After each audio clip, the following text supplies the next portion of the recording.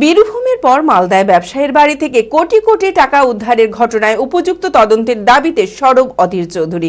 সোমবার জেলা কংগ্রেসের কার্যালয়ে সাংবাদিক বৈঠকে অধীর চৌধুরী বলেন, রুটি রুজি নেই, শিক্ষা স্বাস্থ্যের পরিকাঠামো নেই, অথচ এই সব ব্যক্তিদের ঘরে কিভাবে কোটি কোটি টাকা মজুত হলো। প্রত্যেক জেলাতে এই ঘটনা উঠে আসছে, কিন্তু এই অপরাধের শুরু কোথায়, কারা কারা জড়িত আর শেষ কোথায় তা জানা যাচ্ছে না। আর বর্তমান সরকার পূর্বের সরকারের বিরুদ্ধে দোষ চাপিয়ে যাচ্ছে, এটা মানা যাবে না। তাই নির্দিষ্ট সময়ের মধ্যে তদন্ত শেষ করার দাবি জানান তিনি।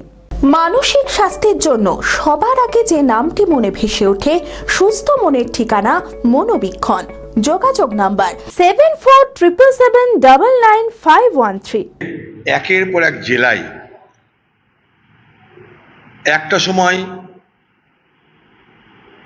যারা রাজত্ব করেছে তাদের মদতে ব্যক্তি তারা যেভাবে অর্থের মজুত করেছে, অর্থের ভান্ডার তৈরি করেছে, ঘরে ঘরে কোটি কোটি টাকার যে খাজানা বার হচ্ছে তা দেখে আমরা হতবাক হচ্ছি।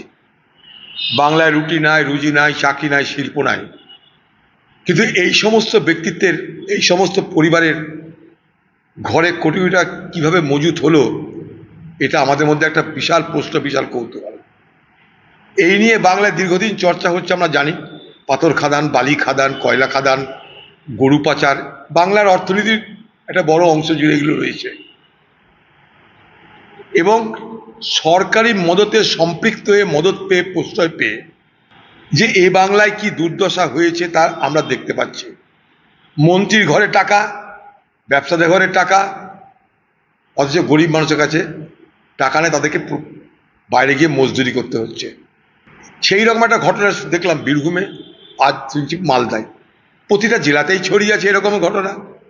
তো আমার বক্তব্য একটাই, যে আমরা সব কিছু শুনছি কিন্তু সমাপ্তিটা দেখতে পাচ্ছি না। লক্ষ্য করে একটা জিনিস, বাংলায় সব কিছু হচ্ছে, শুরু হচ্ছে, আলোচনা হচ্ছে, এটা সমাপ্তিটা কোথায় আমরা জানছি না। কোথায় শুরু হলো, কোথায় শেষ হলো আমরা জানছি না। এগুলোর উৎপত্তি কোথায়, এগুলোর সমাপ্তি কোথায়, এটা কিন্তু আমরা কেউ জানছি না। অপরাধীর তালিকা কোথায় জানছি না, কারা জড়িত টোটাল চেনটাই জানছি না, তাদের ভবিষ্যতে কী হলো জানছি না। কদিন পর তারা ফিরে আসছে, ঘরের ছেলে ঘরে চলে আসছে, ঘরের নেতা ঘরে চলে আসছে, জায়গা তাই হয়ে যাচ্ছে। মানুষের মনে হচ্ছে প্রভারবিয়ালি, মানুষের মেমোরি শর্ট।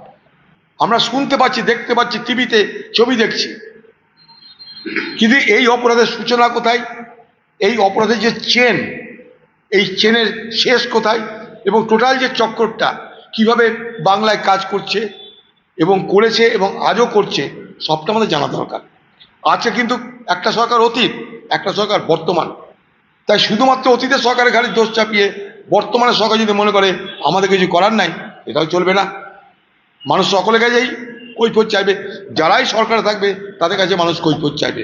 অর্থাৎ আমার বক্তব্য, আমার দাবি, এর শুরুয়াত আছে, উৎপত্তি আছে, সমাপ্তি নেই। কেন? ধারাবাহিক সাফল্যের পর এই বছর নিট পরীক্ষায় অভাবনীয় সাফল্য জেড একাডেমি। 2026-এর নিট পরীক্ষায় সফল হয়েছে 16 জন ছাত্রছাত্রী।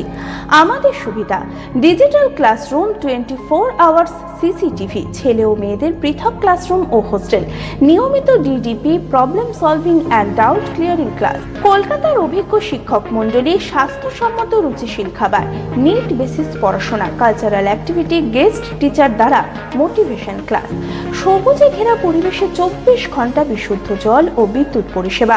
2027-এর নিট ও জেইই পরীক্ষায় সফল হতে আজই আসুন জেড একাডেমিতে। বিশদে জানতে যোগাযোগ করুন। ঠিকানা জেড একাডেমি, সারগাছি রামকৃষ্ণ মিশনের সন্নিকটে, বহরমপুর, মুর্শিদাবাদ। Mobile number 9836187795।